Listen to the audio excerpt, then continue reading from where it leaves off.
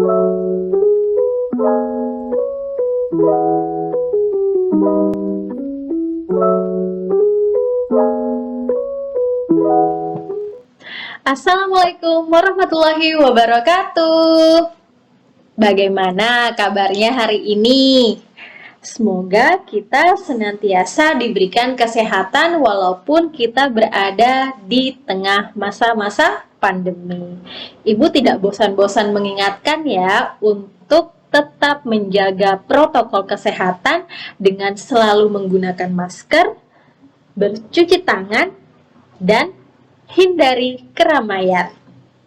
Baik, sebelumnya Ibu ingin bertanya dulu. Pada pembelajaran yang lalu, kita belajar tentang apa ya? Ada yang masih ingat? Ya, benar sekali. Pada pembelajaran yang lalu, kita sudah belajar tentang manusia praaksara dan bagaimana corak kehidupannya. Untuk pembelajaran hari ini, kita akan belajar tentang materi yang baru. Penasaran nggak kita belajar tentang apa hari ini? Nah, pembelajaran kita hari ini berkaitan dengan teori proses masuk dan berkembangnya kebudayaan Hindu-Buddha yang ada di Indonesia.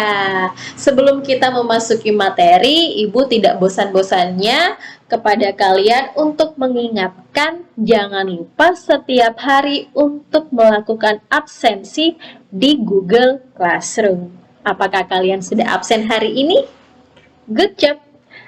Langsung saja kita menuju ke materi.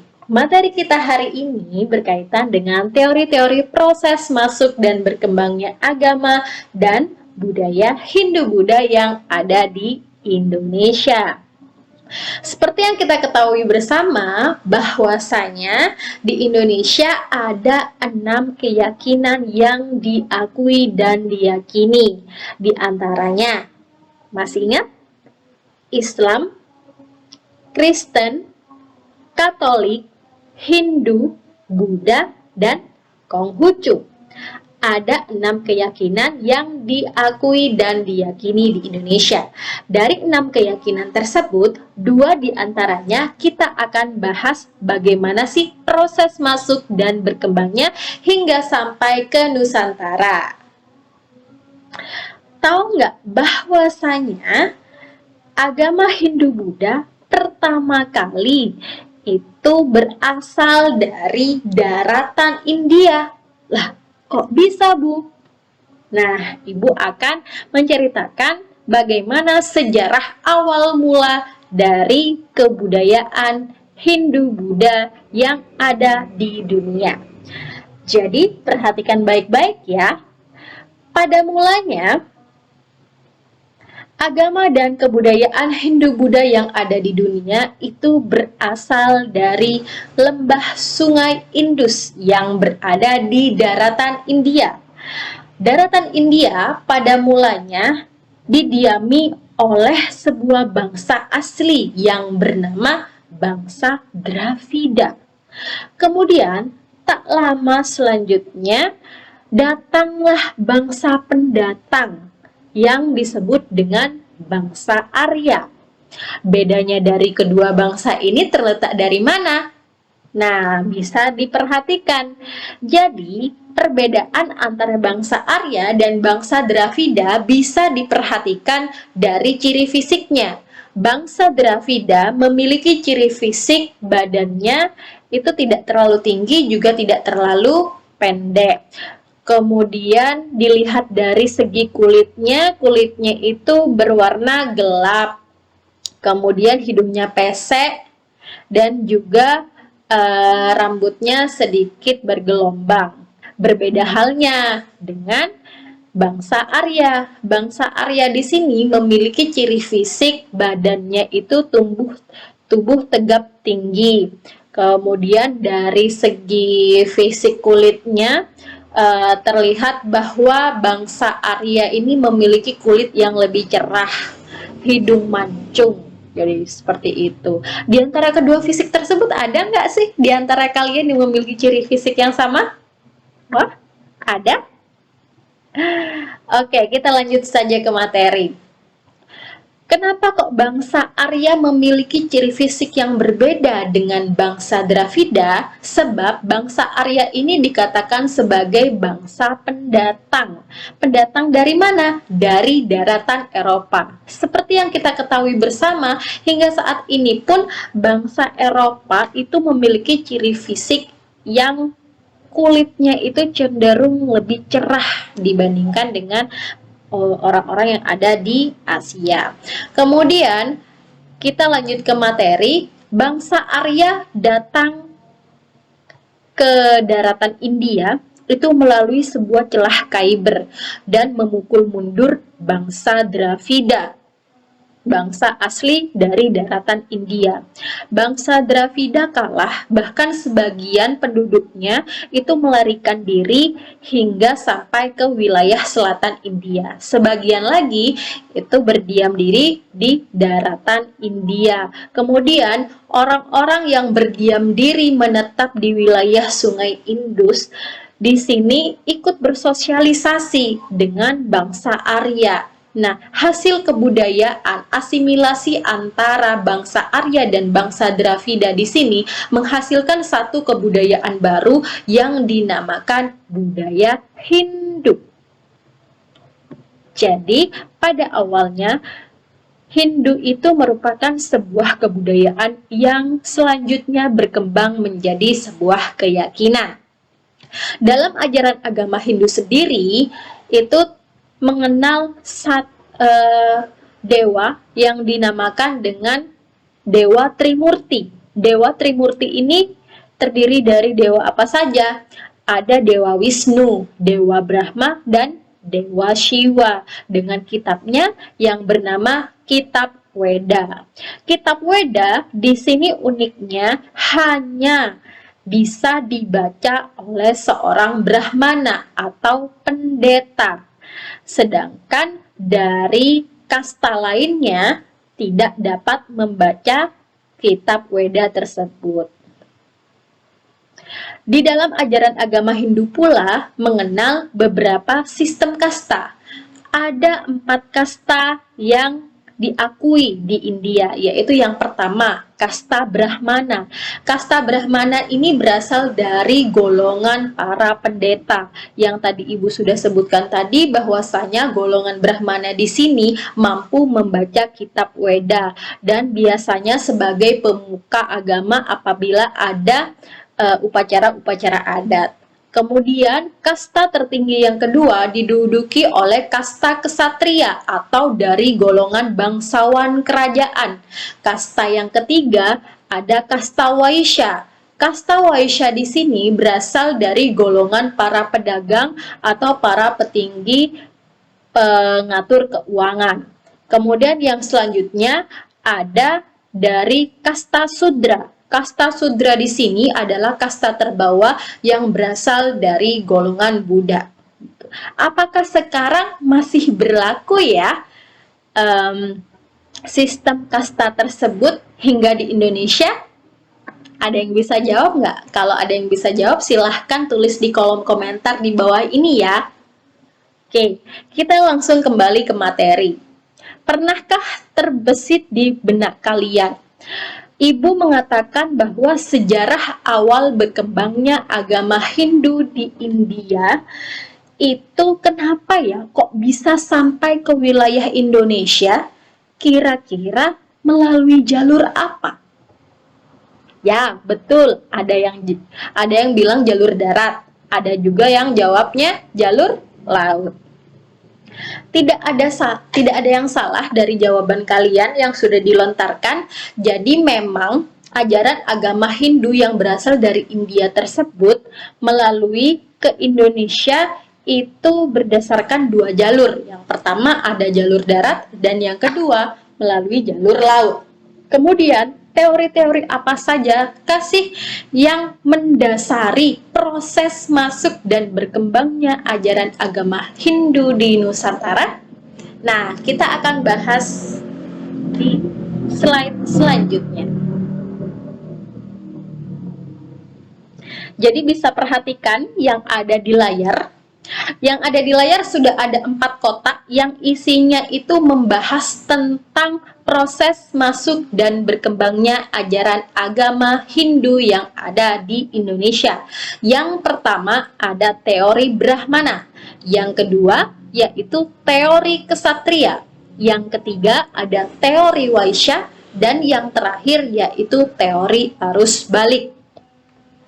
Kita akan kupas satu persatu tentang teori-teori yang Ibu sebutkan tadi. Yang pertama ada teori Brahmana. Teori Brahmana sendiri ini dicetuskan oleh J.C. Van Leur yang menerangkan bahwa ajaran agama Hindu-Buddha dibawa oleh para kaum pendeta atau kaum Brahmana sampai ke wilayah Indonesia. Berdasarkan pada pengamatan terhadap sisa-sisa peninggalan kerajaan-kerajaan yang bercorak Hindu-Buddha di Indonesia menggunakan bahasa Sanskerta dan huruf Pallava, karena hanya golongan Brahmana lah yang menguasai bahasa dan huruf itu. Di awal tadi Ibu sudah menjelaskan bahwasanya di ajaran agama Hindu itu terdapat satu kitab yang mereka yakini, yaitu kitab Weda. Nah, kitab Weda sendiri ini isinya bertuliskan huruf Pallava, bahasanya bahasa Sanskerta. Sama halnya dengan bukti-bukti yang ditemukan di Indonesia, seperti bukti-bukti prasasti, kemudian tulisan-tulisan lain yang ditemukan di Indonesia menyerupai yupa atau prasasti gitu ya. Jadi yupa dan prasasti yang ditemukan di Indonesia tersebut itu tulisan dan bahasanya sama dengan tulisan dan bahasa yang dikuasai oleh kaum Brahmana. Jadi dasar dari teori Brahmana di sini atas dasar itu bahwa kebudayaan Hindu-Buddha yang ada di India menyebar ke Indonesia dibawa oleh golongan Brahmana, karena golongan Brahmana lah yang mampu untuk membaca kitab Weda.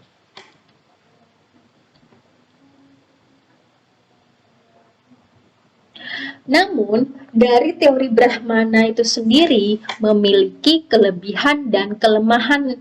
Di sini Ibu akan menjelaskan tentang apa saja sih kelebihan dari teori Brahmana, juga kelemahannya.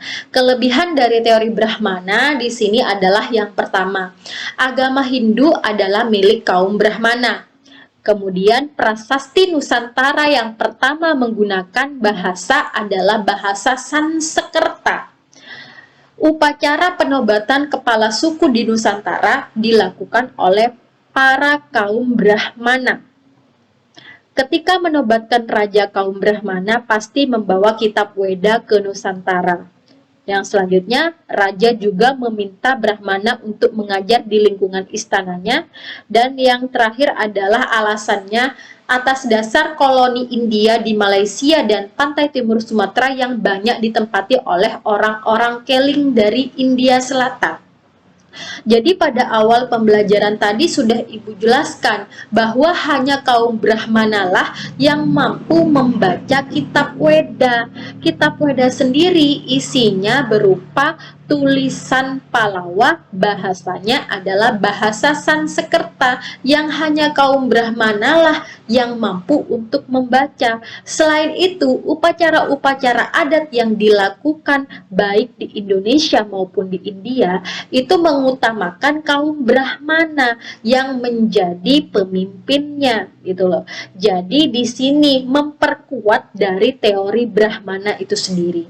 Lalu bagaimana sih kelemahan dari teori Brahmana? Jadi ada teori Brahmana ini memiliki kelemahan, diantaranya bahasa Sanskerta itu merupakan hal yang sulit. Dan yang selanjutnya, seorang Brahmana dilarang untuk menyeberangi lautan, apalagi meninggalkan tanah airnya. Jadi ada anggapan bahwasanya ketika seorang Brahmana itu menyeberangi lautan, maka kastanya akan turun. Jadi turun dari kasta Brahmana menuju kasta yang ada di bawahnya. Katanya tuh seperti itu. Nah, apakah benar demikian? Nanti silahkan kalian bisa menganalisis ya. Kita akan bahas yang selanjutnya. Yang kedua, Ibu akan membahas tentang teori kesatria. Teori kesatria di sini dicetuskan oleh C.C. Burke, Mukherjee, dan J.L. Moose. C.C. Burke menjelaskan bahwa golongan kesatria dari India ini ada yang terlibat konflik dalam masalah perebutan kekuasaan di India. Bantuan yang diberikan oleh para kesatria ini sedikit banyak membantu kemenangan. Sebagai hadiahnya di antara mereka yang kemudian dinikahkan dengan salah satu putri dari kepala suku atau kelompok yang dibantunya. Sedangkan menurut pendapat Mukherjee juga mengatakan bahwa golongan kesatria membawa pengaruh kebudayaan Hindu-Buddha ke Indonesia. Para kesatria ini selanjutnya membangun koloni-koloni yang berkembang menjadi sebuah kerajaan. Kemudian J.L. Moose menyatakan bahwa sekitar abad kelima ada di antara para keluarga kerajaan di India Selatan melarikan diri ke Indonesia sewaktu kerajaannya mengalami kehancuran. Mereka itu nantinya mendirikan kerajaan yang ada di Indonesia. Jadi memang pada sekitar abad keempat sampai kelima Masehi, di sekitar wilayah India itu sering terjadi perang saudara.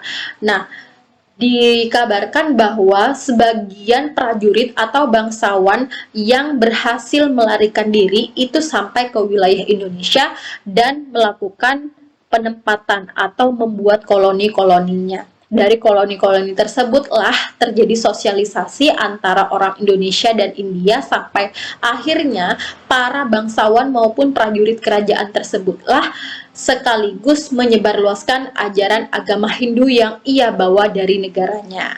Jadi demikian. Untuk yang selanjutnya, di sini Ibu akan menjelaskan tentang kelebihan teori kesatria juga kelemahannya. Ditelisik lebih lanjut dari kelebihan teori kesatria, ini atas dasar semangat berpetualang dan menaklukkan daerah lain. Kemudian, C.C. Burke menyatakan kelebihan teori kesatria sebab kesatria dijanjikan akan diberi hadiah apabila menang. Yang selanjutnya, kesatria ini membangun koloni-koloni yang akhirnya berkembang menjadi kerajaan dan menjalin hubungan dengan kerajaan India. Kemudian yang selanjutnya ada pernyataan dari J.L. Moose yang menyatakan bahwa pada abad kelima banyak para kesatria yang melarikan diri karena peperangan di India. Namun bisa kita telisik lebih lanjut dari kelemahannya itu sendiri, bahwa meskipun nampak semangat berpetualang dan juga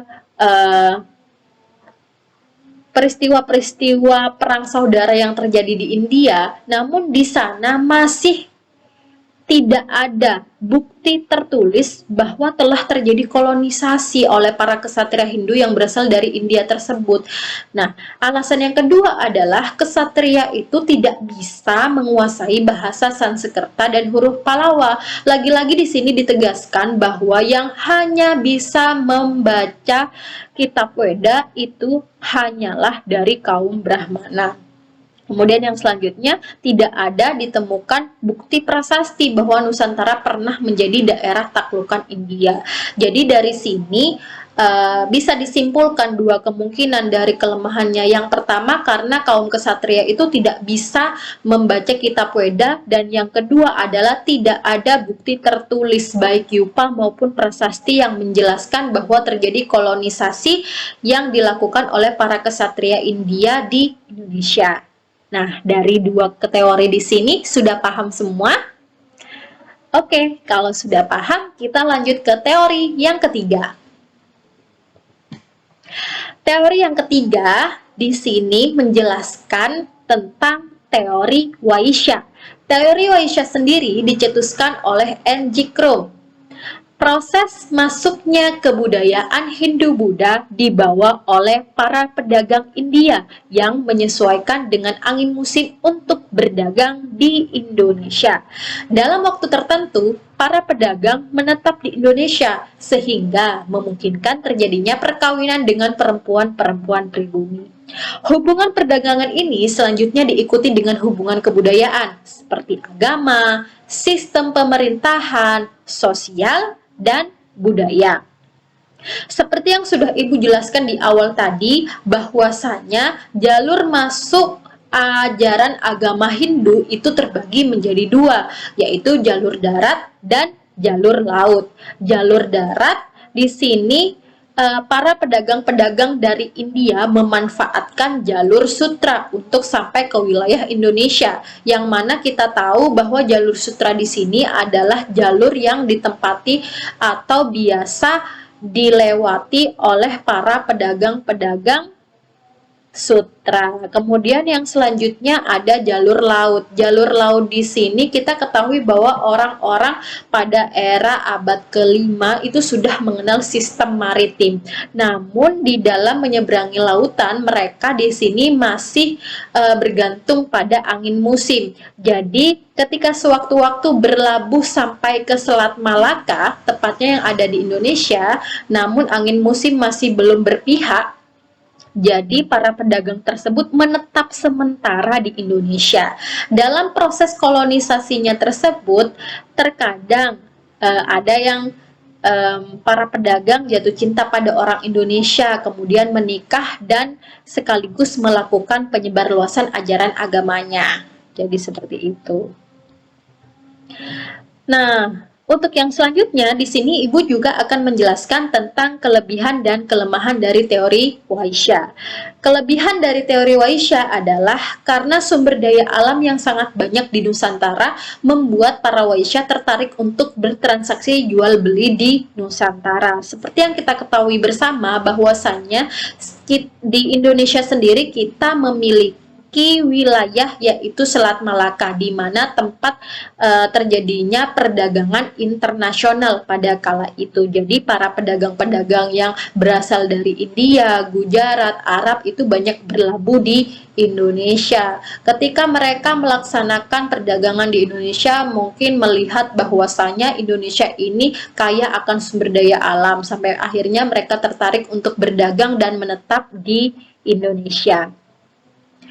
Kemudian yang selanjutnya, kelemahan teori Waisya adalah para pedagang yang termasuk dalam kasta Waisya tidak menguasai bahasa Sanskerta dan huruf Pallawa yang umumnya hanya dikuasai oleh kasta Brahmana.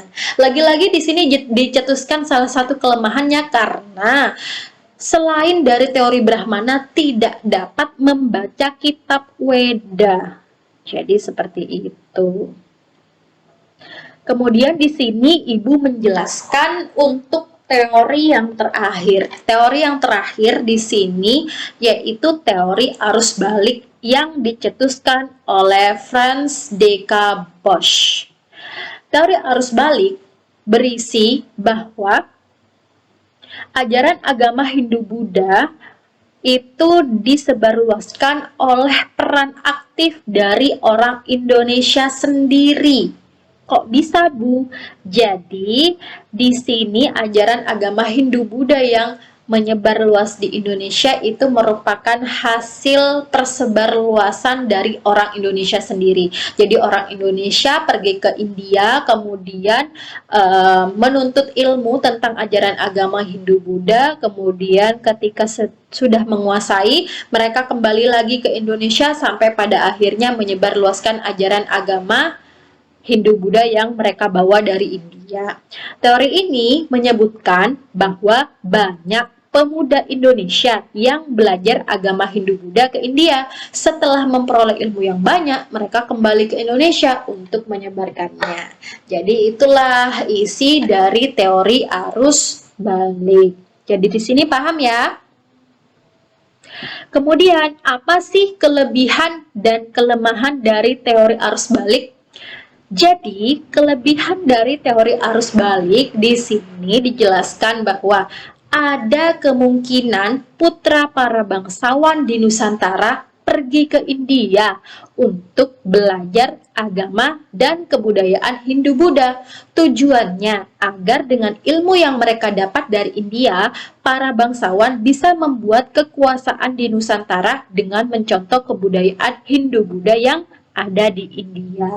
Jadi tujuan utamanya ya memang untuk menuntut ilmu gitu. Selain itu, terdapat bukti khusus di mana terdapat bukti secara tertulis Ini tercantum di dalam prasasti Nalanda pada Kerajaan Sriwijaya yang menjelaskan bahwa pada saat itu di Kerajaan Sriwijaya menjadi pusat dari peradaban agama Buddha dengan pendetanya yang terkenal yang bernama Sakyakirti. Jadi di sini terdapat bukti yang tertulis. Jadi bukan hanya sekedar wacana saja. Jadi yang selanjutnya Ibu akan menjelaskan tentang kelemahan teori arus balik.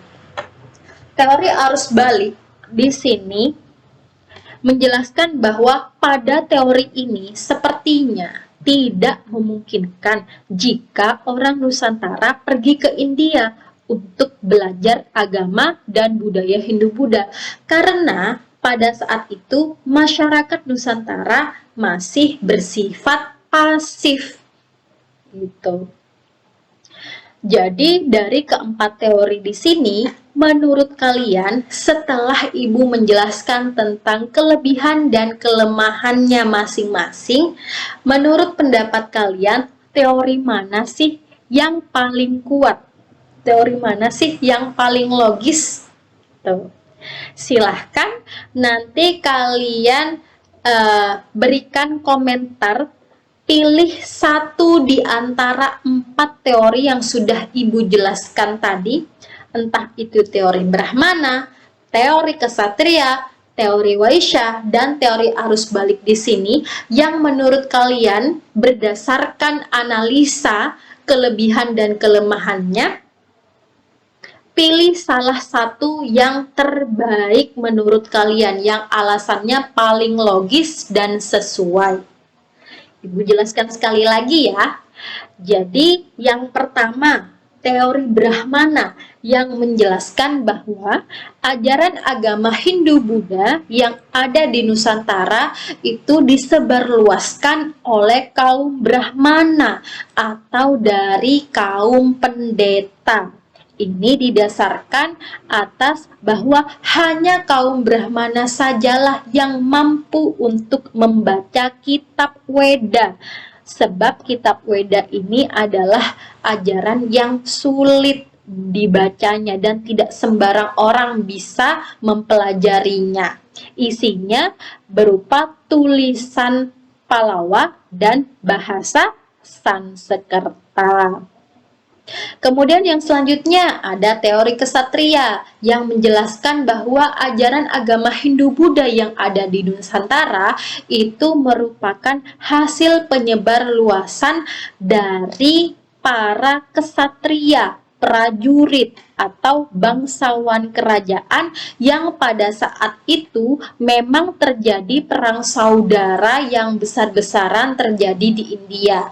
Jadi para prajurit maupun bangsawan kerajaan yang kalah perang pada saat itu melarikan diri dan sampai ada yang ke wilayah Indonesia.